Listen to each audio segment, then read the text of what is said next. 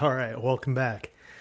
Now, you know how some people do everything they can for others and they continue to deprioritize themselves and say that they're not important in service of others. Well, what I'm going to do in this video is talk to you while I'm live, actually. Hello, everybody.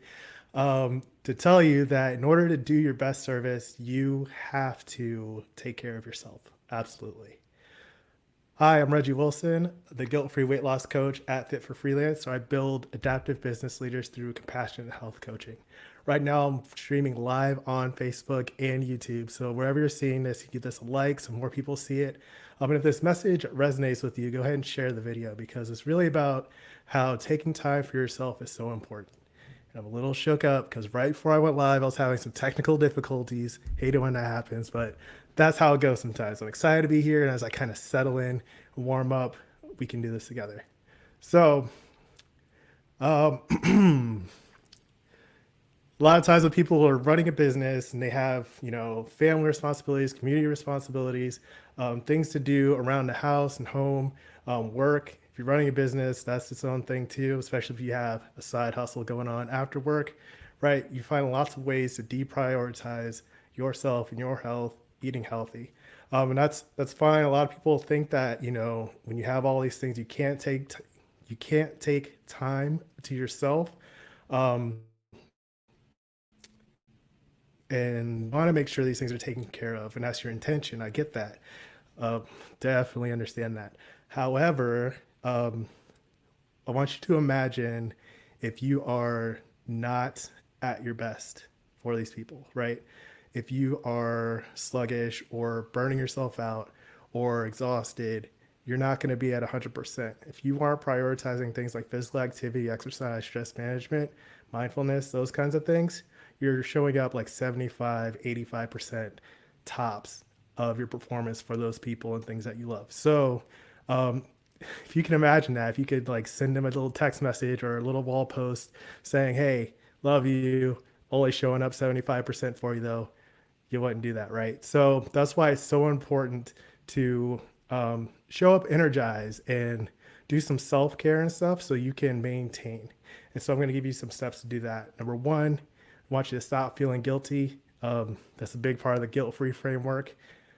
Guilt free weight loss, anything guilt free, you got to stop the guilt, right? So you have to understand that taking care of yourself and your health is not selfish.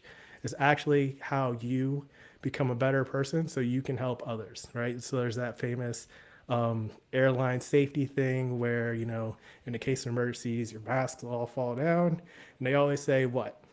To put your mask on before helping others, right? Because if you try to do someone else, like fix up a little kid's mask or something, and you pass out, that little kid can't help themselves either, right? So you have to think in terms of taking care of your own health first so you can serve others.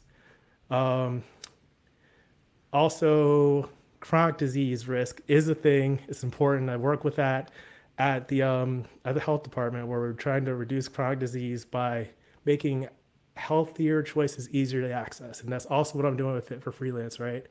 Is if you care about these people, you want to be around for them for a long run. And that doesn't happen if you keep eating junk food, you aren't exercising. And over time, that's going to add up to risks like high blood pressure, high cholesterol, and that can increase your risk of like a heart attack or a stroke, things like that, right? So another thing you can do too is pick one realistic thing that you can do most days to improve your health. And that's what this week's challenge in my free Facebook group, Scale Smashers. There's a link in the description. Um, so that can be like walking or taking a break or taking even a standing break during your working hours, eating more fruit. You're supposed to get 5 or more servings of fruits and vegetables. Comment if you're getting 5 or more servings of fruits and vegetables. Better see a lot of comments there, right? Um, Little things that you can do. It doesn't have to be some crash diet, some crazy New Year's resolution, just something to make it incrementally better for you so you can live better and serve the people you love best, right? And then the next tip I have on this list is bring these important people and things with you, right? So if these people, say as a family member, you got kids, um, are that important. You don't necessarily want to prioritize your health over them in any particular moment, which could be a scheduling issue. I can help you with that.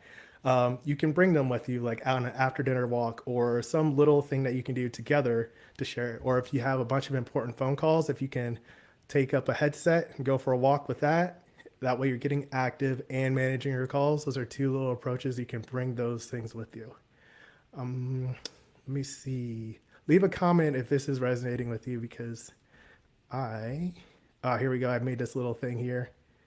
Who depends on you to be your best? So who is someone that you can bring with you, or someone that you can ask for support as you're trying to lead the healthy, fulfilling life of your dreams? All right. So let's get back to this. The next step I have is, this is a good one. One of my favorites is just being mindful. You already know that at some level, life is bigger than you, right? You have people you're trying to leave a legacy for, that you care about deeply, that you want things to go smoothly when you are not around, right? So you've kind of overcommit yourself to being in that. So what you can do is you can use that for motivation to get your own health habits in order, right? So if you want to show up 100% for the people and things you love, right? If you want to be the best family person you can be, the best dad, the best mom, the best sibling, you want to be the best employee, the best business leader, then that's extra motivation for you to get active, hit the gym, go for a walk, drink more water, eat more fruits and veggies, all that stuff, right? So it doesn't have to be like you grinding it out for the sake of doing it. You can use your bigger vision and goals to help you with your daily habits. That's something we work on with the guilt-free game plan process, where we take your bigger vision and then bring that into a practice that adapts for you and what you want to do. All right. So let me see what else we got here. So yeah, if you keep deprioritizing, you're going to run into problems. You have that chronic disease risk. You're going to have a hard time. You're going to be stressed out. You're on the path to burnout. Your life kind of sucks. Like, it's just a lot of things go wrong if you keep doing that, and you'll probably gain weight too.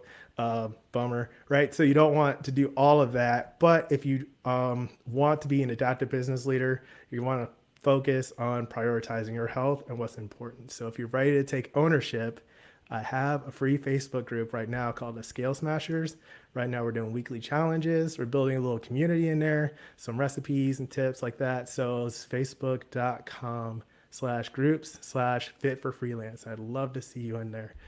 And that is pretty much what I got. Hit the share button, hit the like button. If you know that you are ready to start prioritizing your health a little better, or you know someone needs to see this, maybe you can like subtweet them, be like, hey, I saw this video, thought of you, right? And then you can subscribe to my YouTube. I'm doing these videos weekly, Mondays, 8:30 Eastern time. And I got a nice little setup. Hopefully I'll figure out the technicalities and stuff, and we'll get it going real smooth. So that's it. Keep practicing. Thanks for watching.